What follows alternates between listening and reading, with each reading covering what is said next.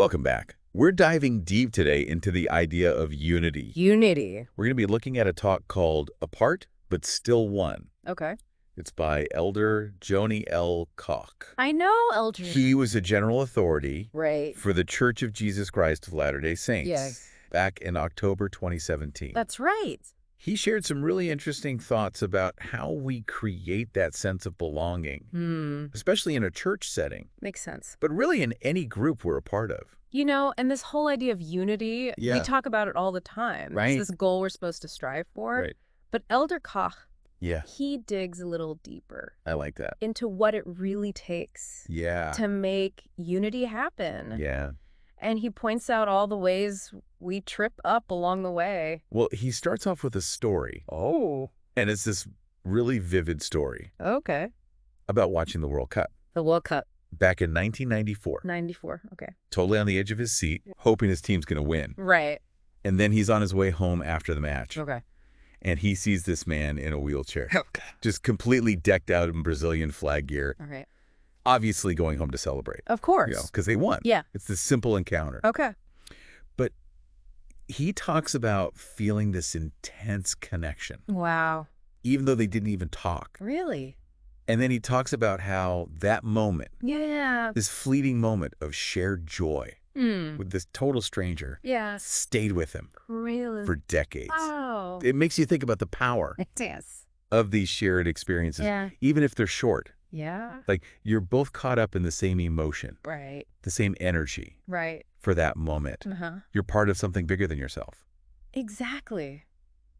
Sociologists, Yeah. they have a term for this. They do. They call it collective effervescence. Collective effervescence. It's that feeling of excitement and unity. Yeah. When you're part of a crowd experiencing something powerful together.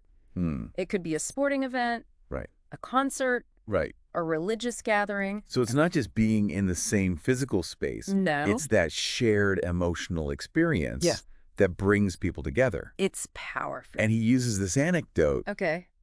as a way to jump into a conversation about unity Makes sense. in a church context. Well, yeah, a church congregation, it Oh. should be a group of people Yeah. who are united Yeah. by faith Okay. and shared values Right. and, that desire to grow spiritually.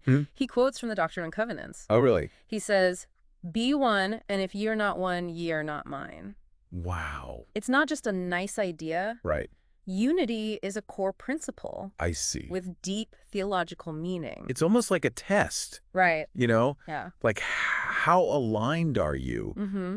with your faith? Yeah. Really? And I think this is something a lot of people relate to. Regardless of what they believe, Yeah. we all want to belong, Right. to be a part of something meaningful. That's true. We look for those rituals and experiences Yeah. that help us connect. I see. Think about it. Okay. Singing hymns, Right. taking the sacrament, Yeah. even just that amen at the end of a prayer. Mhm. Everyone's on the same page. Yeah. Focused on the same message. The same goal. Yeah. But then Yeah. he brings up the challenge. Okay. How do we hold on to that unity Right. when we're not at church? That's the question, isn't it? It is. Real life. Yeah. It's not always neat and tidy. It's not. Personalities clash. Yep. Opinions differ. For sure. Even when we share the same basic beliefs. This is where things get really interesting. Okay. He says, our words can either knit hearts together Knit hearts together. or they can unravel that fabric of unity. And he's not talking about big arguments Okay. or open conflict. I see. He's talking about those little comments, Really? the things we say that seem harmless, Okay. but they're actually really destructive. I wonder if understanding social psychology could help here. How so? Well, humans, Yeah. we're wired to form groups, Right. and that leads us to put people into categories. We create in-groups and Yeah. out-groups. Interesting. It can be a good thing Okay. because it builds strong bonds, Sure. loyalty, support, Right. but it can also lead us to judge those outside our group, Right. often unfairly. So even those little comments Yes, can have a bigger impact than we realize, they can. especially if they feed into that us versus them thinking. Exactly. Like Yeah. Elder Koch gives some examples, Okay. like backhanded compliments. Backhanded compliments. Like, oh, the bishop is great in now, but you should have seen him back in the day. Oh, I see. It might seem funny, but... What message does that send? Right. It's like you're saying people can't change. That their past defines them. It undermines their efforts now. It does. And it makes the speaker and the listener part of this. Right. In group. Yeah. While the person they're talking about is left out. It's subtle, but... It's like saying, yeah, they're trying to be good now. Yeah. But we know who they really are. Right. It creates this division. And that's the sneaky thing about it. Yeah. These comments. Yeah. They chip away at unity. Right. Little by little. Yeah. Eroding trust. Right. Creating distance. Between people. Yes. We put people in these boxes. Yeah. And forget they're complex individuals. Exactly. And Elder Koch, he warns against this. Okay. This tendency to label people.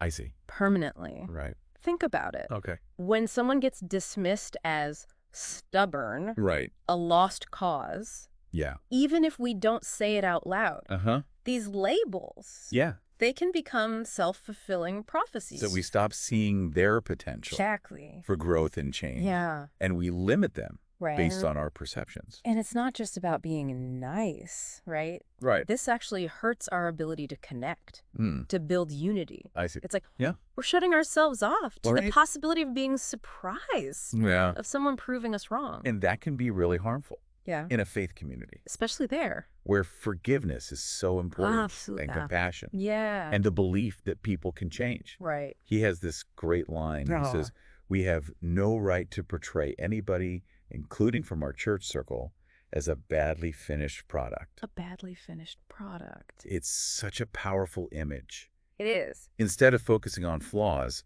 or Right. past mistakes, Yeah. what if we saw each other as works in progress, I like that. always evolving, becoming better? It's a reminder Yeah. to practice grace Right.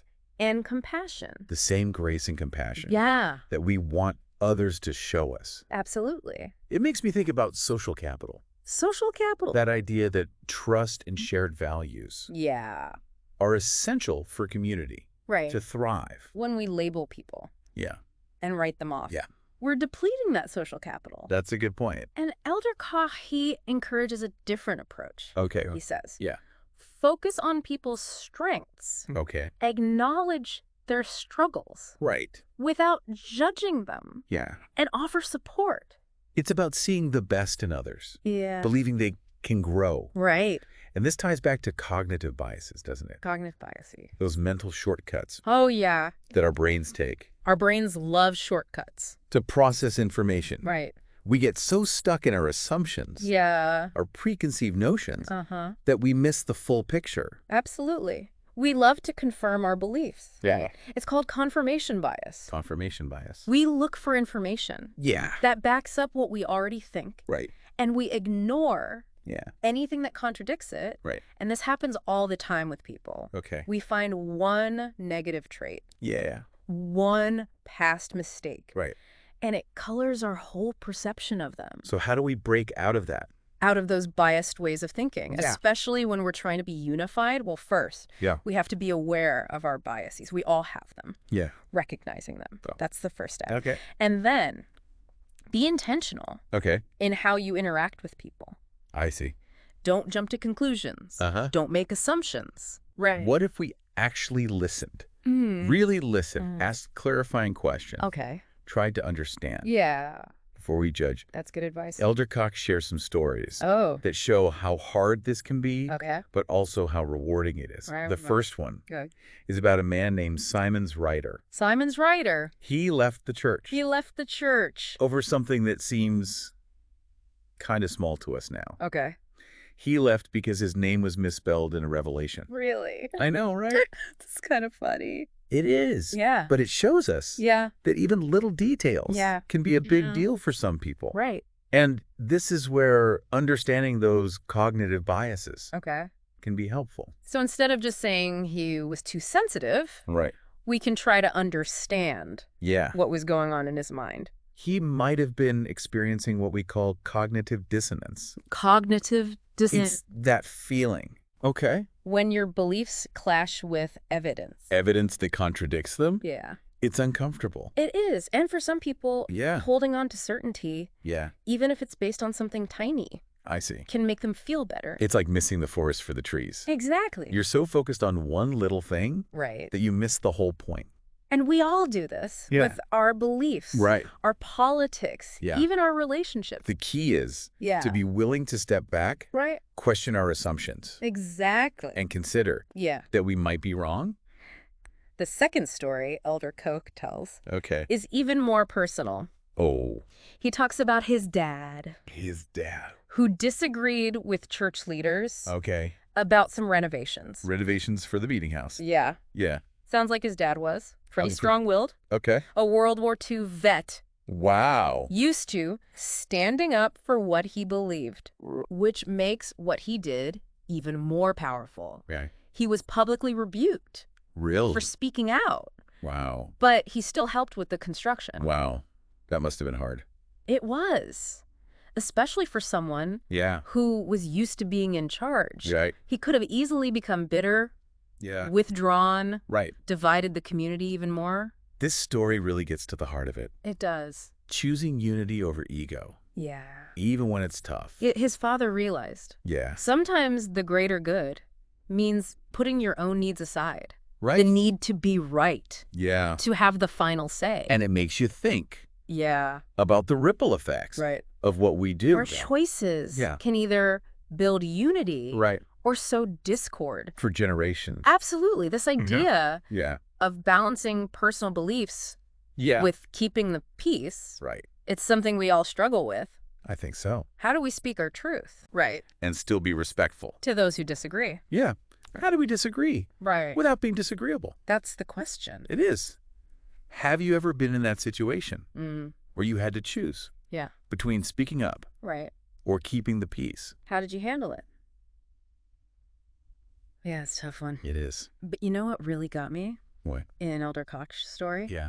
Was the long-term impact of his dad's choice. He talks about how other families in the ward, they were divided over this whole renovation thing. But his family, they stayed united. It shows you the power of setting an example, right? Yeah. His father could have gone a different way. Easily. Resentment, bitterness. You'd understand it. But he chose a better path. He did. He showed that unity doesn't mean you agree about everything. It means finding a way to work together. Even when you don't see eye to eye. And what a legacy to leave. It is. For your kids, your grandkids. A legacy of strength. Yeah. Putting principles above your own wants. Understanding that sometimes. True strength is letting go. Letting go of needing to be right. Exactly. And it all comes back to what he was saying about unity. As a reflection of the divine. You know, at the end of his talk. He goes back to Jesus's prayer. For his disciples. Where Jesus asks God that they all may be one, as thou, Father, art in me and I in thee. Powerful stuff. It gets right to the core of Christian theology. This idea that when believers are united, it mirrors the unity within the Godhead. So for people who believe that, trying to be unified with each other, it's like tapping into that divine love and connection. It's a reminder that we're not just individuals out there on our own. We're connected. We need each other. We've talked about a lot today. We have. From that shared moment at the World Cup Yeah. to the deeper meaning of unity in a faith community. And beyond. What do you hope people will take away from this? I think Elder Koch's talk gives us a good way to think about unity. How so? He starts by talking about our need to belong. Right. That natural desire to be part of something bigger than ourselves. Okay. And then he talks about the things that make unity hard. Like? Our tendency to judge, to label, to focus on small things and miss the big picture. Right. And he's honest about it. Right. He is. About how messy things can be. Life's messy. Especially when we're not in a structured setting. Right. Like a church service.